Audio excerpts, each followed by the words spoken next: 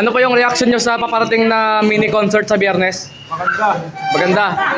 Ano pong reaction nyo sa paparating na mini concert sa Biyernes? Excited. Yun, thank you. Ano po yung reaction nyo sa paparating na mini concert sa Biyernes?